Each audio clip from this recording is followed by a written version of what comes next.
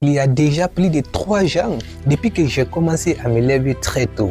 Et depuis que j'ai mis cette habitude en place, grâce à cette habitude, ça m'a permis non seulement de lire mes centaines de premiers livres sur le développement personnel.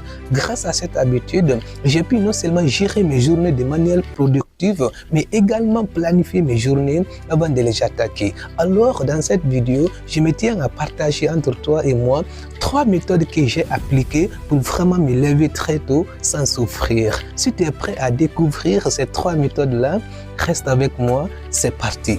La toute première méthode à appliquer et que j'ai déjà appliquée pour vraiment me lever très tôt sans souffrir, c'est que tu dois fixer des routines matinales qui t'inspirent. En fait, mes chers frères et sœurs, le fait tout simplement de se lever, c'est mieux. Mais encore se lever pour une bonne raison, c'est encore autre chose. Alors, ce que vous devez faire, si vous avez envie vraiment de vous lever sans souffrir, fixez non seulement des routines matinales qui vous inspirent. La deuxième méthode à appliquer pour vraiment se lever tôt sans souffrir, c'est d'éloigner les écrans 30 minutes avant le coucher.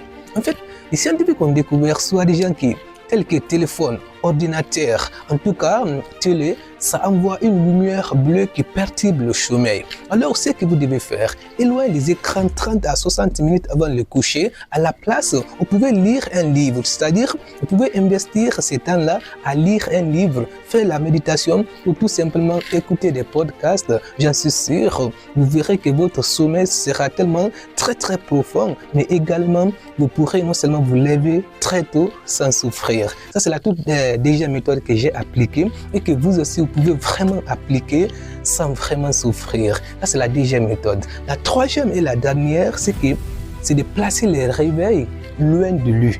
J'ai bien expliqué, c'est de placer en tout cas, c'est de déposer les réveils loin de lui. En fait, lorsque vous déposez non seulement les réveils loin de lui, qu'est-ce qui se passe? Une fois que le réveil sonne, même si vous n'avez pas envie de vous lever, mais ça va vous donner envie en tout cas, ça va vous donner envie de vous lever pour l'éteindre. Alors, une fois que debout, vous avez déjà franchi les barrières infranchissables. J'espère que ces 3 méthodes-là vont vous aider. À très bientôt pour une autre nouvelle vidéo.